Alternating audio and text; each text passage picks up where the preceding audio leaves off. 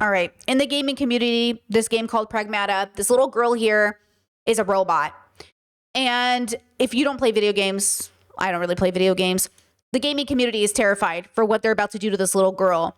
So if you know anything about gaming communities or anything about really any community, is most of the content gets turned into porn. And so people are really, really worried. And I think this plays into what I want to talk about in this segment here. So just a huge trigger warning. We're going to talk about SA. We're going to talk about just men and abusers and whether or not they can even be redeemed. We're going to talk about how this plays into grown women and little girls. And we're going to talk about mental health. So just get ready. This also connects to the fact that the website linked to the mass rape of Giselle Pellicott relaunched. So we thought it was over with. We thought this website, which was responsible, okay, a website linked to sexual offenses and murders that was used by Dominique Pellicott to recruit men to rape his wife, has allegedly been relaunched, okay? It says Coco.dg was shut down in France in 2024 after a year-long legal procedure. The platform has been linked to more than 23,000 criminal cases, including child pornography, homophobic murders, and mass rape of Giselle Pellicott. This is connected to this little girl, who, by the way, is fictional. That is a fictional little girl. But you know who wasn't fictional? This little girl right here. And that fucked up piece of shit man who raped and murdered this little girl.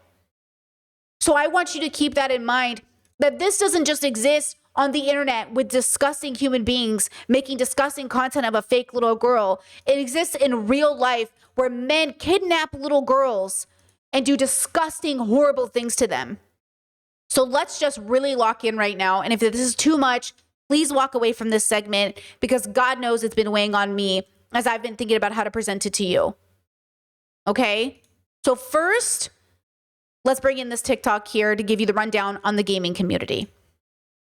A pedo. If you're attracted to children in video games, you're a pedo. And if you're into lolly, you're a pedo. If you're attracted to children in video games, you're a pedo. And if you're one of the people online defending people who do stuff like this, saying things like, oh, it's not that serious, or oh, it's just a joke, or even stupider, you're just saying, oh, it's just dark humor, you're a pedo defender, and there's no other way to label yourself. Recently, Capcom released this new game called Pragmata, where you play as a guy in a robot suit, and he becomes a father figure to this little girl who's an android. Everything I've seen from this game so far looks really good. A lot of people are saying it's a really amazing game. Can't wait to play it. That should be the end of it, right? Should be no drama, right? Wrong, because before the game even officially released, you had tons and tons of weirdos flocking to this game, not because they were so interested in the gameplay or the story, but because they were so interested in sexualizing the little girl character Diana. It actually got so bad to the point that people who were working as moderators in the subreddit legit just gave up. Like, they were like, they can't be moderators for the subreddit anymore. They just had to quit because they were seeing so much messed up stuff of people sexualizing the little girl character all up and down the subreddit, and they were like, they just couldn't keep up with trying to censoring it and trying to block it off the subreddit. And the internet is such an unbelievable place, because only on the internet can I show you this image right here, and someone will feel confident enough to comment and say, yo, I am not a predator or a pedo because I find this little girl character attractive. And if you think I am, something's wrong with you. And not only will they feel confident enough to say that, they will have people who will defend it. They will have people who will defend these people, saying things like, well, it's not a real little girl, so you know, they're not actually a pedo, or oh, it's actually not even a little girl in the game, it's an android, it's a robot. The internet is so unbelievable, bro. These people are predators, and like the culture that people have built around video games, allowing these people, not just video games, anime, like the culture online that y'all have made to allow these people to feel comfortable, to make them feel like they're actually sane and not predators and not pedos and what they actually are, bro, y'all are insane. Insane. So let me just show you a little video gameplay of the little girl. The more I'm around you, the more you seem like a real kid. I wonder how many bots like you are hanging around here. Not many, because I'm specially made. I'm DI-03367, a state-of-the-art pragmatic created here at the Cradle. Here you go again. Diana, I heard you, all right? Okay, here's another one.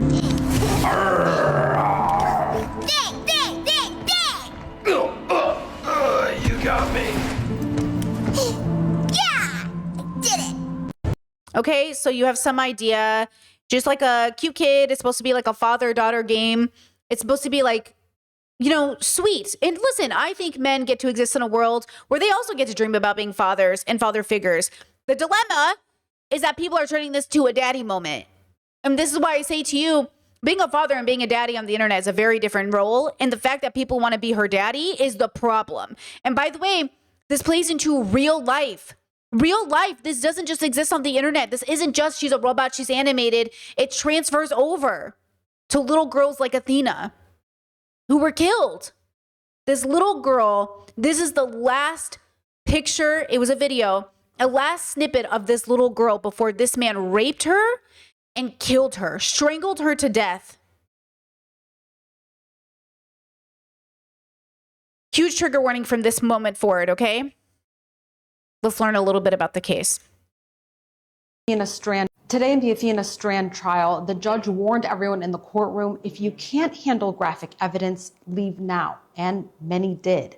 Prosecutors played surveillance clips from Tanner Horner's FedEx truck. We are going to play some excerpts of that video shared today, but we want to be clear, we are not sharing any video or sound of the violent encounters. Athena's parents left the courtroom before the kidnapping footage was shown. The video shows Horner pull up to the house, look around, then get out.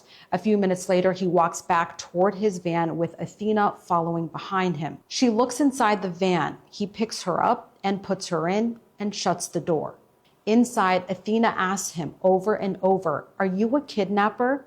He tells her not to scream or he'll hurt her. This image was taken right before Horner covers the camera. We can still hear them talking though. And at one point, Horner tells her, "You're really pretty. You know that?" The van stops and starts a few times. At one point, jurors hear Horner tell Athena to take her shirt off. Grueling audio captures Athena's struggles with Horner on and off for over an hour. After the attack, Horner is seen cleaning the van and telling people he got sick from lunch. He zips up a backpack that investigators would later find, then goes home, while crews are still searching for Athena. Athena's father spoke to the jury before all this. He wanted them to know more about his little girl, that she loved the movie Frozen and sang the soundtrack 24/7. But she also loved to play in the dirt. Listen to this, the last moment he saw her alive, just hours before he'd find out she was kidnapped. As I was leaving, I was backing up, she ran up to the truck because she wanted to give me another hug. Athena's dad said he hopes jurors, quote, make the right decision. That jury returns Wednesday. The judge says that's when the defense begins their case.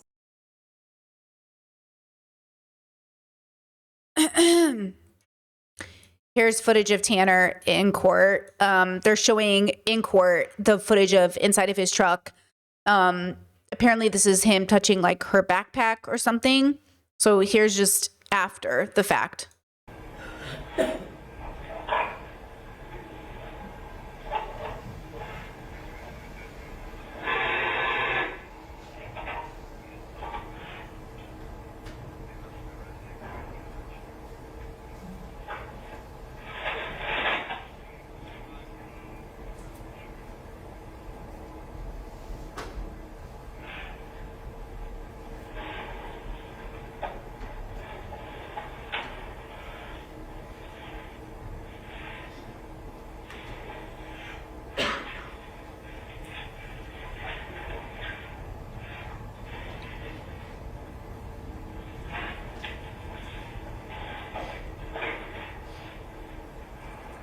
His body language is like, it's so calm, it's almost disjointed. It's so weird. Okay, here's a rundown of the case. For 3 days to listen to what the jury will hear from the defense team's experts. Horner's lawyers laid out a portrait of a man they say is deeply impaired but still responsible for what he did. A forensic psychiatrist told the court Horner has several diagnoses, including ADHD, depression, substance abuse, and is on the autism spectrum. She says those conditions affect how he processes situations and why he is not empathetic about what he did. She testified his mental health issues are not... Okay, obviously I'm a diagnosed autistic woman. That's bullshit. That is not why he's not empathetic for what he did. And that's really fucking dangerous to say about autistic and ADHD people and depressed people. That is so fucked up. And the ableism in this case is disgusting. So just for the record, the reason I was so angry about this case is not only did this beautiful little girl die, not only did she get brutalized by this fucking ugly man, but on top of that, now they're blaming his autism diagnosis? Absolutely fucking not. His ADHD depression diagnosis? Absolutely fucking not. Do not even associate us with that. We do not, that is not a part of what's happening. And that is really fucked up and ableist that you're even associating those two things together. Not an excuse for what he did to Athena, but explain how mental health causes him to make bad decisions. Horner told multiple defense experts about how he killed Athena and tried multiple times to strangle and smother her. After his arrest, Horner told detectives his alter ego named Zero. Yeah, Chet says, is the whole Trump cabinet about to come out as autistic and ADHD now? Don't even make this about a diagnosis like that. That is not what happened. Killed Athena, not him. Now he's saying he has an alter ego and that killed Athena. Your body did it. You did it. Okay? He might have an underlying issue, but this is not to be put on the diagnosis. The diagnosis is not why he did it. Okay? The why you do it is very specific. Unless he can prove that he absolutely lost consciousness, was in psychosis, that's one thing. But you see in this video evidence, that's not what's happening. And he confessed to his mother that that wasn't what was happening. I'll play it in a second. But the defense's own experts say he lied about that and made up the alter ego. And he does not have multiple personality disorder. And even if you did, I know so many DID people that are fantastic participants of society. They're doing the best they can. And how dare you throw them under the bus because you decided to murder a little girl? Or is bipolar. Tomorrow, the jury will be back in court and they will hear from some. Okay, let me show you this video. This is audio of him calling his mother to tell her what he did. Hello? Hello? You okay? Not really. You want to tell me what happened? I pulled into this driveway and all that stuff. I was pulling forward and I was backing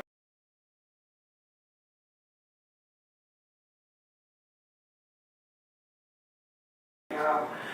And then I hit the silver roll. I know she was crying. I tried. Fuck, I keep muting myself. I'm sorry, guys. I'm sorry. Hold on, let me rewind this for us. Sorry, my bad. So the audio is pretty bad, so I'll try to read it to you as well. I pulled into this driveway and all that. I pulled into this driveway and all that stuff, and I was pulling forward and I was backing up. I was pulling forward and I was backing up. And then I hit the silver roll. And I hit this little girl. I know she was crying, and I tried calming her down. I know she was crying. I tried calming her down. It didn't work. And It didn't work. my thoughts were, oh my God, I'm going to lose my job. Like, So then he was panicking. Oh my God, I'm going to lose my job. everything started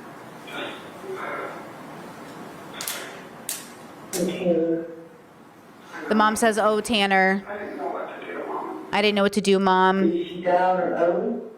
Did she die on her own? The mother asks, did she die on her own?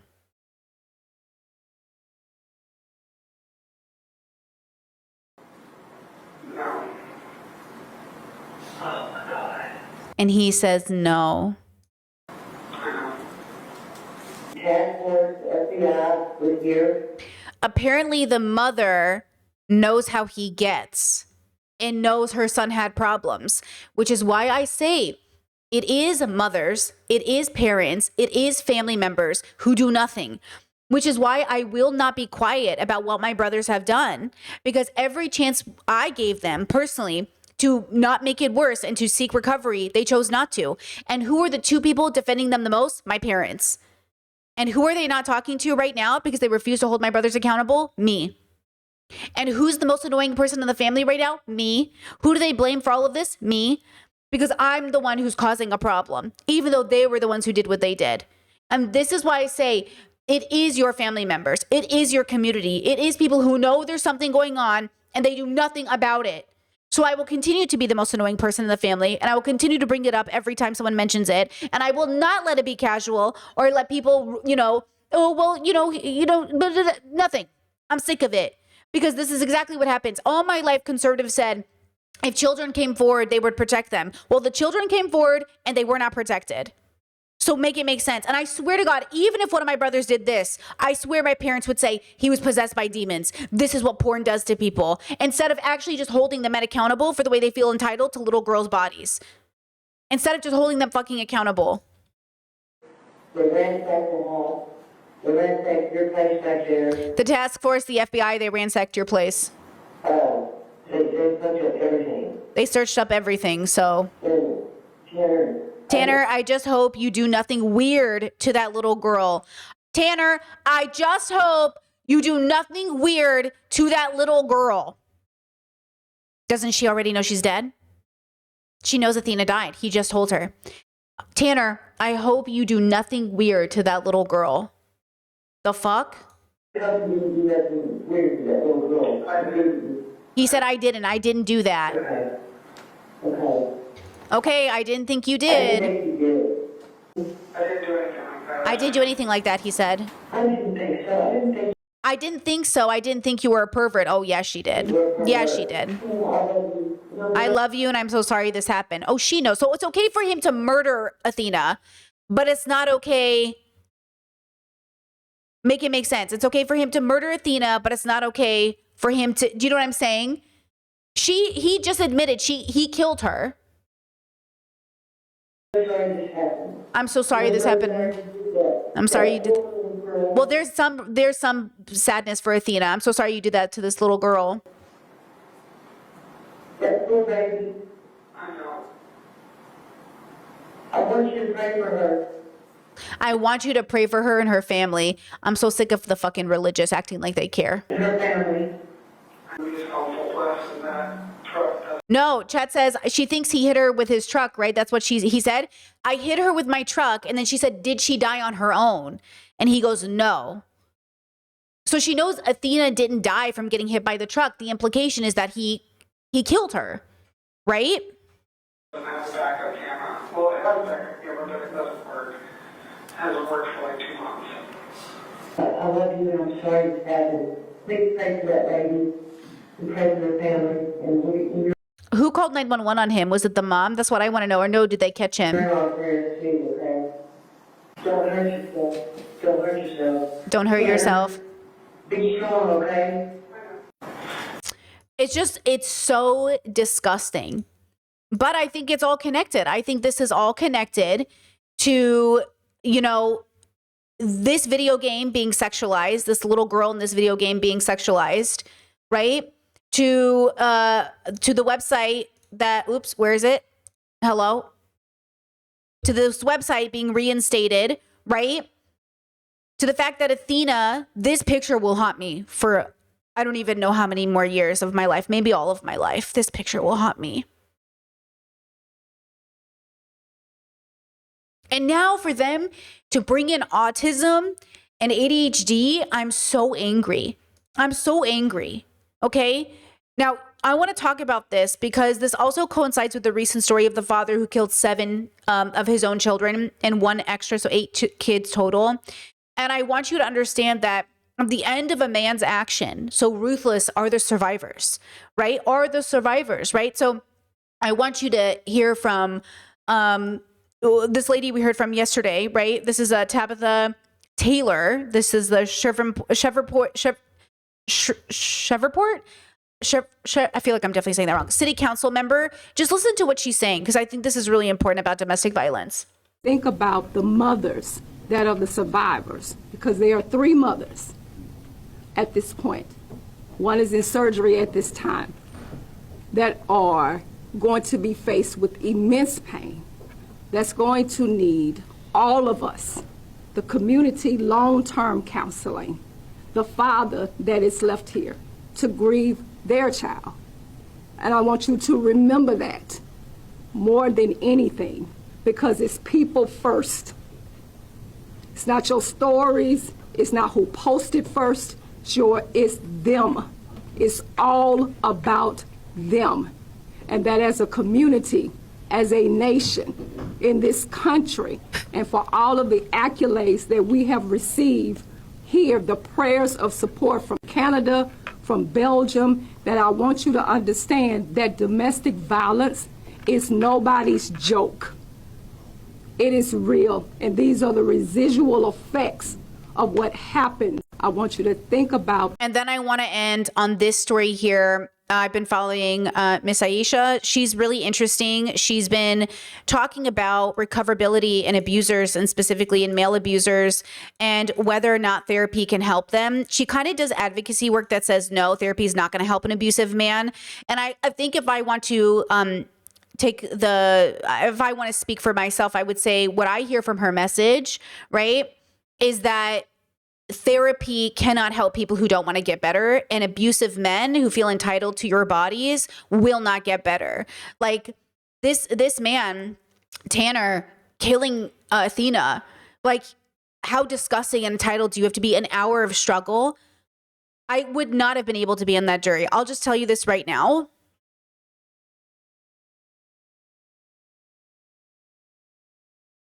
Like, imagine her fighting for her life. Oh, just horrible. Anyways. An abusive relationship, I really believe that when I was in an abusive relationship, I really believe that the reason why my partner at the time was abusive to me, was hitting me, was throwing me up against walls. I believed he was doing that because he had mental health issues. And I'm a mental health professional, and I fell prey to one of the biggest myths in domestic violence, which is that men who are abusive have mental health issues. And he was ex-military, so I assumed that he had PTSD.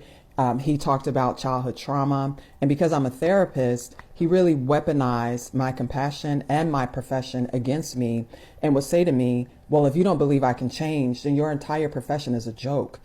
Pause. That's the psychuno of it all, right?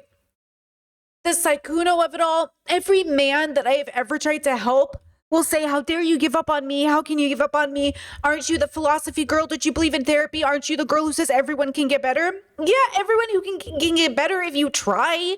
But see how you put it on me? See how you put it on the community?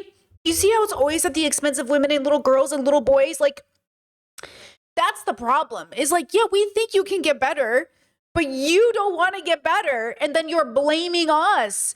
And that's why I say, do not let Saikuno get away with this. Do not let these men constantly get away with this. Do not let anyone blame it on anything. You made a decision, the decision impacted by your biological experience, but you still did it. Your body still did it. You are a threat to the safety of the community. You need to be put in a facility, an ethical facility, because I have a problem with prison systems, but you cannot be allowed to be outside because you have proven when given freedom, you take it out on children. You take it out on the vulnerable. You take it out on your family. You take it out on people who depend on you. So no, you can't just be a part of society in that particular way. And yet I say to society, do yourself a service and do not dream of torture. Do not dream of wanting to do evil things to these people so you do not have it on your own conscience. Do not put this on your spirit. Do not put this on your hands. Do not put this on your mind. Do not put this on your thoughts. We don't need to become ugly because they are ugly. But we must center our protection on the vulnerable. We must protect children. And we must understand that we live under a patriarchal system that comes at the expense of boys and girls just the same, but children specifically. Okay? And how are you even practicing my profession against me? And would say to me, well, if you don't believe I can change, then your entire profession is a joke. Then how are you even practicing if you don't believe people can change? You have to give me time. Let me go to therapy. Let me take medication. He did go to therapy and he did take medication and he still beat me. Exactly. And one of the things that I had to... Exactly. He did do the work. He did do the things, and it didn't matter. Now, this is why I say introspection is like eating a cupcake. It's like eat the cupcake, bro. I'm giving you all of the resources because I believe like at least 80% of the population, if they just had the right resources, would be better people. But I think for a small percentage, and the small percentage, by the way, is uplifted by the other percentage who won't get help. Because other people aren't getting help, men as a whole aren't getting help, they will support the abusers. That's why men are supporting Saikuno. It's why men are supporting abusers. It's why men support Trump. And then women follow because women uphold the patriarchy. So I understand. And then, of course, we're victimized by it, but then we justify it because we're like, we do want to help. We do want to love these people. So it's very layered. And I understand that this is a very complex issue. But you know what's not complex? The fact that you and your body did this thing. So now we have to decide, how do we come to the conclusion on whether or not you were safe enough to be brought back into society? And what does that even look like? Because how can I trust you at certain points, given all of the resources, you keep making these bad decisions? Now, I have a lot of empathy for this because I couldn't imagine being born with a different brain or a different body or a different biological predisposition. I could imagine, being in that position. But what I do know is that if you want to make amends for the people that you have hurt, then you must act differently. And you must stop blaming people for what your body does and what your actions do. It doesn't matter what your diagnosis is. It doesn't matter what anything else is. And I do think for the family members, this is a tragedy as well, because now the boys they raised, the men they married, they have to see them get locked up. And it's not always a peace-bringing activity. Sometimes it's more of a burden on the victims. So there's a layered perspective here that we have to think about, right? Learn and understand when it hit me that he wasn't punching me in the face.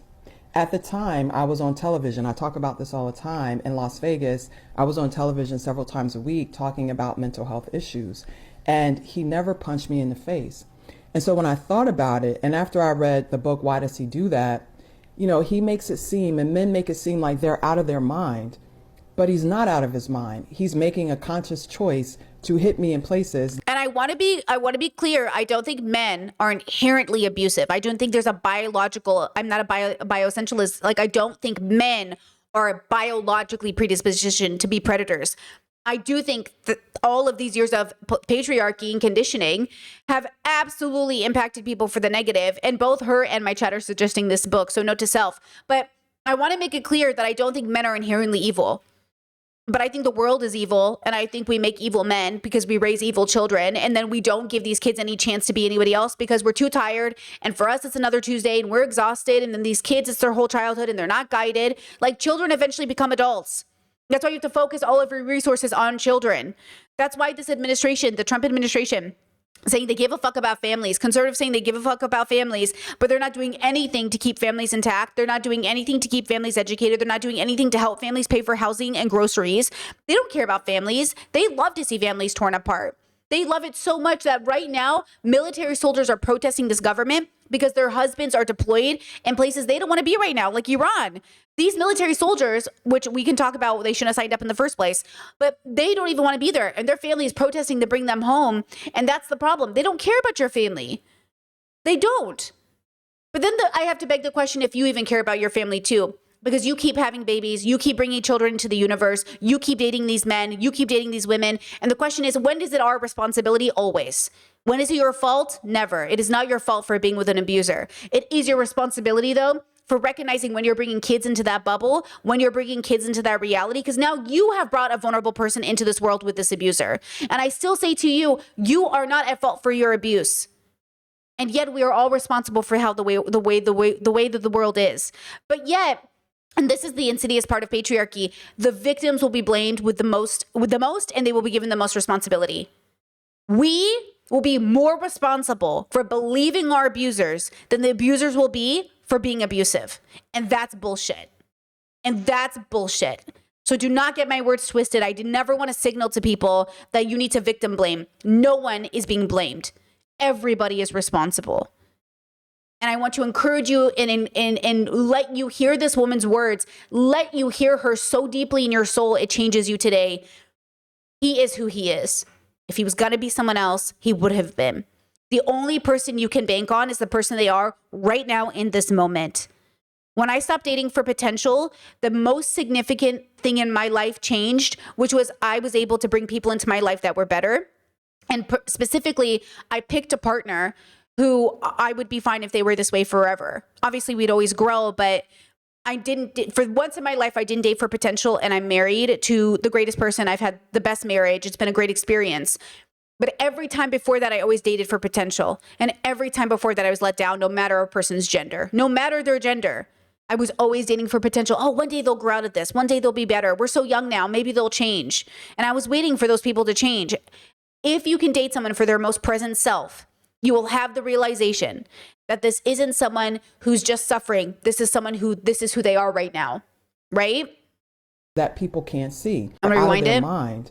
But he's not out of his mind. He's making a conscious choice to hit me in places that people can't see. So that when I get up and put on my makeup and go on TV, everyone sees a smiling therapist. They don't see an abused therapist.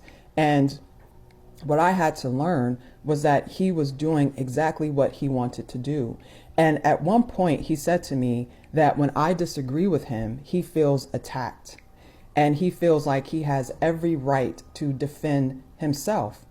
And that blew my mind, and it caused me to do a lot of more research and training in domestic violence.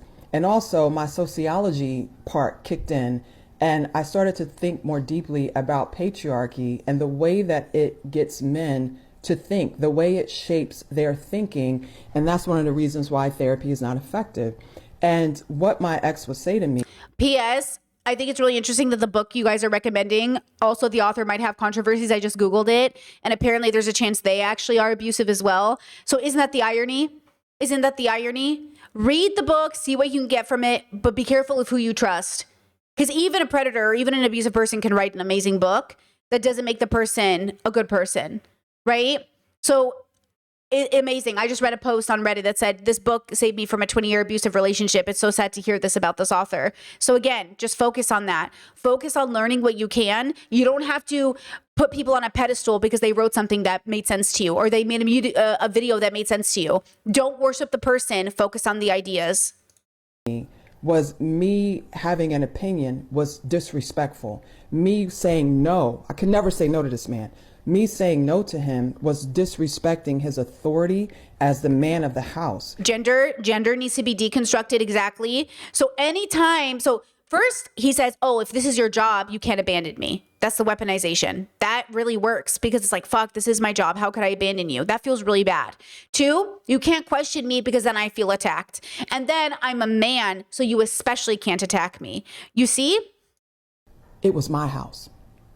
Oh, it was my house. It was her house. But he's saying that it doesn't matter who owns the home. I am the man and I'm the one who makes decisions.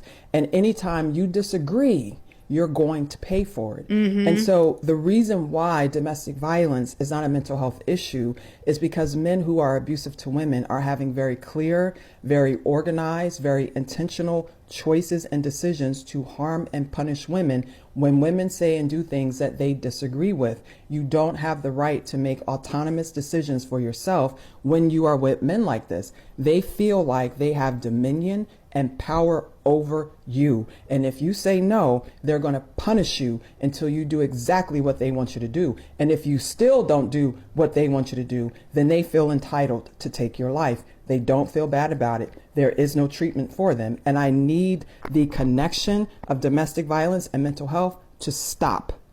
I would say it's more related to philosophical health, which could be mental health. So I do think society makes abusers. I don't think it's always true that every abusive action is necessarily how you're raised. I think a lot of us are raised in really abusive homes and don't carry on that abusive activity. And I also think that some people, had they been raised in different homes, wouldn't have been this person. So, when we talk about free will, what does that even mean when children are born into houses, into cultures where they just think something is normal, right? Or they just think this is how people are. This is what you're supposed to do. When I see children, especially bully kids to death, that is so interesting to me. How does a child think to itself, I'm going to bully this person to death? Unless they have seen it, unless they have been reinforced in that social behavior. So I do think there's some level of it that I would call mental health, and I would call it philosophical lacking. I agree that it's not like a mental illness. Like, it's not like, oh, I have PTSD, so I have to kill you. It's more like, because I have PTSD, I might do actions that I'd rather not. So we have to create a system that protects you. An example, I knew a man who had PTSD, and he couldn't sleep in the same bed as his wife because his nightmares were so bad he would hit her. So they used to sleep separately, right? And that, for me, is him looking out for her. That's him saying, I love you. We have to sleep in separate beds because I'm having nightmares. You shouldn't have to suffer. Versus, I think an abusive man would have said, no, you're my wife. You have to sleep in the same bed as me. And even though I wrestle in my sleep, how dare you hold that against me? I'm sick. I have PTSD. And to me, that's the distinction. How do I protect the people in my life against even these feelings of I lack power? Like, if my body's going to do something I don't want it to do, how do I make sure that I don't hurt people because of it, right? And when you don't take that into consideration, that's where the choice comes in. Then it feels like a choice. So you had the choice to protect me and you chose otherwise for what? Your ego? That's the abusive element. And so that's where I would say, I think for me, when I hear her work, that's what I'm hearing. I'm hearing that it's not mental health that he makes, like if he had made her sleep in the bed, that's not mental health. That's a choice. It wasn't mental health that deliberately chose to beat this woman, except her face, knowing she'd be on TV. Okay? And this is why if you go back and revisit Amber Heard and Johnny Depp, as we did in this community, you will see how Johnny weaponizes the abuse. He weaponizes the, I'll get better, I promise I'll get better. When he kicks Amber in the plane and the assistant apologizes, right? And it's again, Johnny didn't mean it. Johnny didn't mean it. He didn't mean to hit you. He didn't mean to do it. And then Amber's like, okay, well, it felt pretty on purpose. And it's like, no, he didn't mean to do it. Okay, at what point do you mean to do it? At what point? You know, it's like Sykkuno having multiple cheating situations and him saying it was a mistake. At what point are you just going to say, I made a decision. It was not a mistake. It was on purpose. I did it with my full chest and it was wrong. They can't, because they can't see themselves for what they are. And then because they can't see themselves for what they are, the victims can't see it either, because the victims are convinced, no, it's his childhood. He was hurt. I mean, I had these conversations time and time again with my ex where I was like, and I would talk to people in his life and they're like, yeah, he had a really rough childhood. It was really hard. And yet he was distinctly different from everybody else in his family. Everybody else in his family who also engaged or had the abuse happen to them, right? Were functional, had jobs, had a life, had good families, were very like nice people, were very kind. He was the oddball. And I would try to point it out to them, like, hey, do you see how he's weird? And they'd be like, yeah, but they wouldn't understand it either, because nobody can get it. Nobody can understand the scope of having the realization that somebody you birthed into existence, or somebody you're brothers with, or somebody you're family with, or somebody you love, is no matter how hard you try to give them the cupcake, they won't eat it. So on this channel, we talk about like eating the cupcake. There are just some people who refuse, even when they're starving in the desert, to eat the cupcake. And when you're dealing with those people, they are incredibly dangerous, because they are the people who, regardless of resources, regardless of help and intervention, will never get better. And the question is, who are those people and what do we do with them? I think we should never sink down to their level. I think we should never torture them. I think we should never be cruel to them. What we should be focused on is getting them the help they need and keeping them away from people they can harm. So you are not entitled to hurt these people because they hurt people. And yet, I don't think it just happened in a vacuum. I don't think these human beings who are abusive popped into existence and were like, I'm abusive. They were a child at some point, and at some point, something went wrong. And the question is, what can we do as a society to protect children while they're young and give them some sort of safety net, some sort of research, some sort of intervention to make sure they do not grow up into abusers? And then how do we protect people who are already meeting these people as grown-ups and like saying to them, you are in an abusive relationship? And this is why I caution people from saying, oh, cheating's not abusive. It is abusive. You cannot deliberately manipulate your partner into thinking everything's okay. Okay? It is abusive. I understand there are situations you're probably thinking about where it's like, I was in an abusive relationship and the relationship was over for me, so I slept with someone else. Okay, girl, well then you're not in a relationship, are you? When I say cheating is abuse, it's obviously from a perspective of somebody who thinks they're in a relationship. Somebody who thinks they can trust their spouse. Somebody whose spouse is going behind their back to deceive them, manipulate them, and take advantage of them. That's what I mean when I say cheating is abusive. I'm not talking about people that are like, oh, we're separated but not divorced. Well, then you're not cheating. You're not together.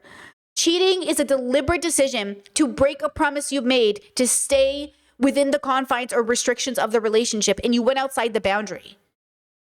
That's what cheating is, okay? Cheating is not just this like, oh, he looked at a girl, oh, he held a hand with a person. I'm talking about deliberate, manipulative, on-purpose cheating, like Sykkuno did, okay?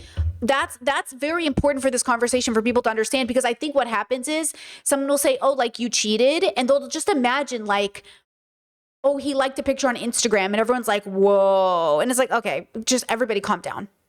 Okay, you can talk about boundaries, but when I'm talking about cheating, I am talking about deliberate manipulation at the expense of your partner when you know for a fact that this will shatter them if they find out. You are doing something that is deeply cruel. You were lying. You were deceiving. You were introducing possible STIs into the relationship, maybe even a pregnancy down the line. This is what I am talking about. And no, it is not romantic and it is not cute. And I'm sick of seeing it in TV like it's so casual. Cheating, affairs, infidelity, including financial and emotional. Okay? I tell my partner every day, we go over all of the time. Every time we see a TikTok, we go over boundaries in this marriage because my love is unconditional, but me staying is not. And same for them. At the end of the day, if either of us are abusive, we hold the right to not only get divorced, but to feel justified and good about that. Okay? Just says, how do you think emotional cheating plays into this? I'm not sure exactly your question, so you can expand upon it. But I'm thinking more or less, emotional cheating is like taking vulnerabilities that you would rather share in a marriage into some other relationship with somebody else because you're living a fantasy so hard with your like online boyfriend that you don't give it to your marriage, and the person who's expecting it from you, who's ready to receive it, who's doing right by you, isn't getting it, right? Then it's a deception that is heavy and has a lot of consequences because we have to assume the person who's being cheated on is a good person. We have to assume that because if they're not good people and you're cheating on somebody who's an abuser, then we could argue the nuance of the cheating is different. But usually when I say cheating on your partner's abuse, we're assuming the partner is good. We're assuming they didn't deserve it. We're assuming like, why would you cheat on your partner? Because it doesn't make sense. Okay. And you can't, and then it feels like abusers, what they'll do is they'll tell people, oh, this person's cheating on me. Like we saw with the Gerhardt story. Okay. He felt entitled to killing Ariel with a rock, which thank goodness he didn't end up completing that murder, right? Because witnesses came and saved her because she was simply talking to a coworker that he felt was inappropriate. Instead of sitting down and creating boundaries and having the conversation, that is different. That is how abusers weaponize partners seeking friendship and companionship outside of marriage to a different degree. You can call it cheating in your marriage, but I'm assuming you've talked to your spouse about it. There was nothing that said that they had really talked about what was happening. That is not the same thing as somebody who's deliberately going behind their partner's back, talking about leaving the relationship. Okay. I'll give you an example. One of my brothers had like what he calls an emotional affair with a 17-year-old. And I say, I don't have any proof you didn't get physical with this girl, but I'll tell you this right now. This was boundary crossing, texting her, I love you. I'm going to leave my wife and kids for you. We're going to be together. Orchestrating sleepovers to make sure she was at the house, right? Sneaking off and writing love letters and text messages. They claimed it was only an emotional affair. And that's why everyone in the family downplayed it, except she was 17 and he was 36. So what are we downplaying it for? Oh, it was emotional, Brittany. It was emotional. It was highly predatory and extremely abusive. And everybody suffered because of it. And then people go, oh, but it was just emotional. First of all, we don't know that. You say it was, but we don't know that. And second of all, right, the downplay, oh, but like they saved their marriage and it's over. The victim was a dick tease. Quote from my parents, the victim was a dick tease. The 17-year-old victim.